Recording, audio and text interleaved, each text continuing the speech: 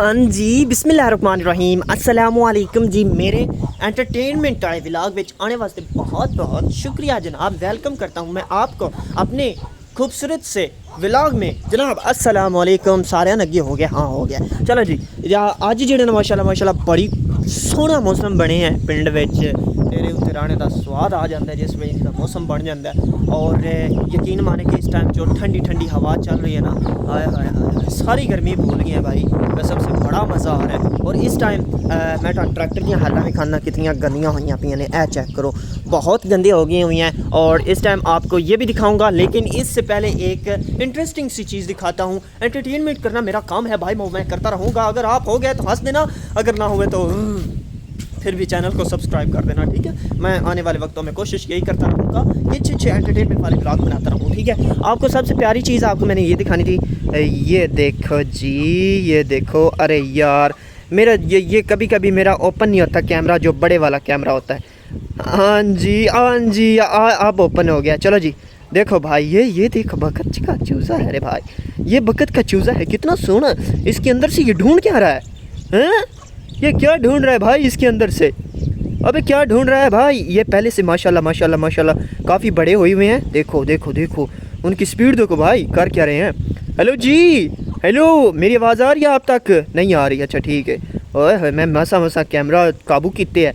लो जी, है चेक करो जी, चेक करो, इन्हों के काम चेक करो तुसी। ओए होए, मैं व्लॉग बनाया स्पैशल इन्होंने वास्ते, है विखाने वास्ते कि बारिश हुई उत्तों ते यह किन्ना मज़े नाल जेड़ा ये विचों पता नहीं कड्डदे की पैने हैं, ये की कड्ड रहे ने दे विचों। हाय हाय हाय, सारियां दी माशाल्लाह जेड़ा वो एक दूजे तो वध स्पीड जे, ठीक है। हाँ जी, ओए होए होए होए, सही हो गया जी, सही हो गया। और जनाब इस टाइम मौसम इंतहाई खूबसूरत बन गया है। और मैं अपने अमरूद भी खान लै चलदा कि इस टाइम उन्होंने अमरूदां बेचारियां दा की बनया पे। मैं पिछले एक व्लॉग में भी जिक्र किया अमरूदां के बारे में, हुण भी जिक्र करता पे। एक बार तुहानूं इस एंगल तो भी खाना, फिर दूसरे एंगल तो भी खासा। ए वेखो जी, चेक करो बेचारे किवें होए पैन। ए साडा जामनू जे ते ए साडे अमरूद जे, और अमरूदां दी हालत इंज किवें होई पई है।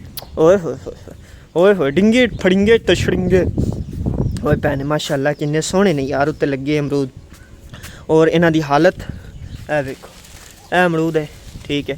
मैं दूजी साइड लोटन भी खाना चल के, हे इस साइड लो वेखो जनाब।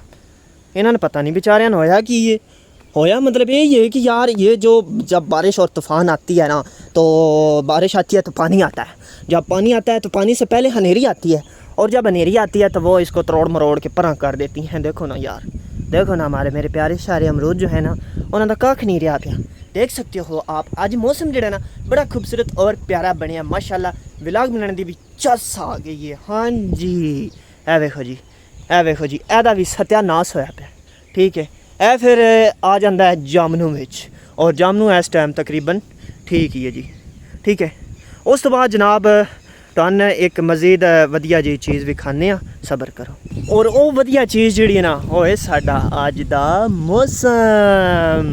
माशाल्लाह वेखो कितनी खूबसूरती है चवां पासे, और सब्ज़ा हरियाली ते मज़े ही मज़े जी, चस्सा। हुण ये नहीं करते हैं कि मेरा दिल चारों पट्ठे वढ़नों का टाइम हो चुका है, वो चल के वढ़ते हैं, व्लॉग एंड करते हैं, क्योंकि आप लोगों के पास इतना टाइम नहीं होता है कि मेरा व्लॉग सारा देख सको। इसलिए मैं छोटे व्लॉग बनाता हूँ। जब मुझे व्यूज़ ज़्यादा आने लग पड़े ना भाई, उस दिन इंशाल्लाह मैं लंबे व्लॉग बनाया करूँगा, और लंबी गप्पे शप्पे आपके साथ मारा करूँगा। ओके जी, अल्लाह हाफिज़।